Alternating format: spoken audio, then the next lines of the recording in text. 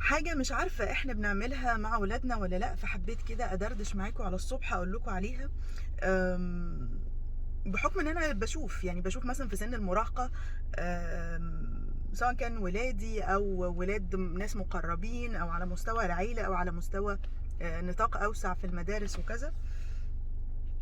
أم، لما يكونوا بيحكوا لنا على حاجه بنسميها حتى في الكورسز او في الحاجات اللي احنا لما بنيجي نعرض حاجه معينه للناس، الوفم واتس ان ات فور مي. لما يكونوا بيحكوا معانا عن حاجه معينه. يعني اخر حاجه كانت مثلا امبارح بتكلم مع حد من المقربين في سن المراهقه، مراهقه بالقاف مراهقه بالكاف ولا ايه مش عارفه. فبتتكلم عن واحده بتكرهها، وباين قالي لان هو بيبان، اللي بيكره بيبان واللي بيحب بيبان. وواحده تانية بتحبها جدا وهي حريصه جدا على علاقتها وحريصه جدا ان هم يكملوا مع بعض في صداقتهم والعمر كله وكذا. فكان ردي عليها ان صريح العداء ده اسهل على فكره. يعني اللي باين عليها ان هي بتكرهك ده امرها هين، ان انت هتعرفي تتعاملي وخلاص. قالت فعلا انا محدده علاقتي بيها وبتعامل معاها كده بالايه، بلا ضرر او ضرار ولا ضرار وخلاص.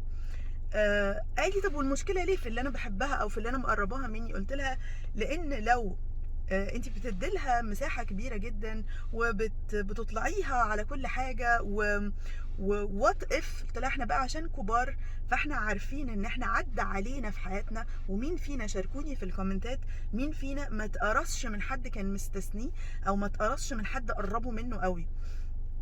فالحاجه اللي انا عايزه اقولها هنا في التربيه او في التعامل مع الجيل اللي لسه جاي، ان انا قلت لها ايه بقى، ما قعدتش استفيض في المشاكل اللي بتحصل. ده انت شفتي، ده انت لو تعرفي، انت عارفه مرات عمك، ده انت عارفه مرات خالك، ده انت عارفه مرات ما يعرفش مين اللي، ونقعد نحكي كده حكايات ونعيد ونزيد فيها نخوفهم من المستقبل. لا، انا قلت لها حاجه بسيطه قوي.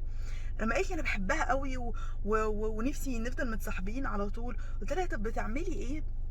يعني ربنا موجود بشكل ما في علاقتك بيها. يعني بتدعي ربنا مثلا وانت بتصلي ان انتوا يبارك في العلاقه دي.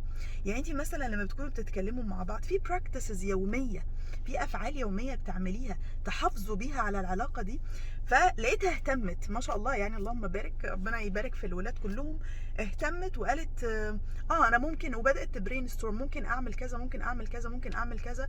فقلت لها يعني تip ليكي، دخلي ربنا دايما في. قلت لها احنا خالق انسان لازم سوري احنا انا اسفه، احنا مخلوق انسان لازم ديزايند ان احنا دايما محتاجين للخالق. فما نبتعد عن الله عوقب بالناس. فلو انا مستثنيه ربنا او بنسى اصلي، بنسى اقرا قران، بنسى اعمل اعمال يوميه بتخدم على ده، فمن ابتعد عن الله عوقب بالناس. فهتلاقي ما بين اللي بيكرهك وقادر يأذيكي ويأذيكي أذى بين، وما بين اللي انت مستثنياه وده الأذية منه هتبقى أسوأ وأسوأ بكتير. قولوا لي بتقولوا لأولادكم ده ولا لأ؟